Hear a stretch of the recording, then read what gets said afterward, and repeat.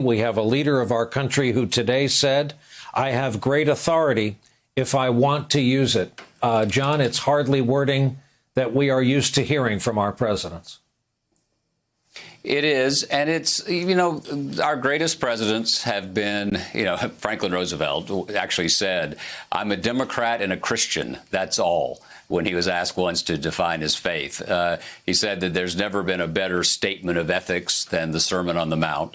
And I think that's largely true. The commandment we're all supposed to follow. Supposed to. We don't. It's much more observed in the breach than in the observance, is to love one another as we love ourselves. It is the most radical of commandments, because who wants to do that, right? I think it's fascinating, actually, that the golden rule is not love one another or do unto each other because it's the right thing to do, right? The golden rule is do unto others as you would have them do unto you.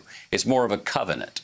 And that's the kind of spirit that FDR represented, particularly in the Great Depression, particularly when we had to reach out. We couldn't clench our fists. So many of our countrymen, as at this hour, were suffering economically. We're losing faith in a system. And it seemed to be this force that you couldn't see, but Lord knows you could feel, right? John Maynard Keynes was once asked, was there anything like the Depression? And he said, yes, it was called the Dark Ages, and it lasted 400 years.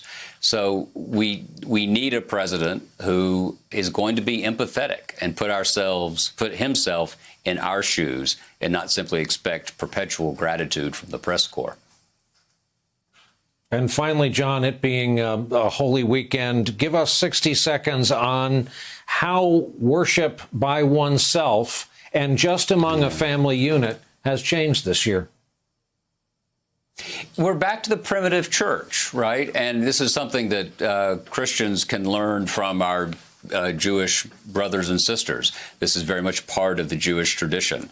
What was Passover, right? I mean, it was a moment of chaos, and the families gathered to protect themselves from external forces.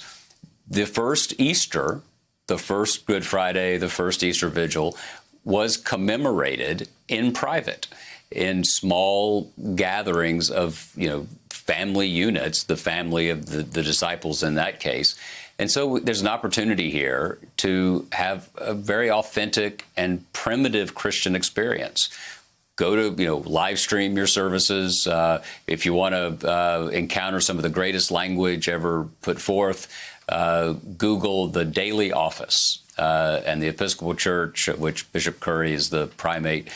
We have Elizabethan English that is the Elizabethan gloss on the great Hebrew and Greek.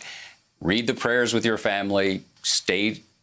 Keep to a small unit here. Love those close to you so that we can get healthy and expand that next year.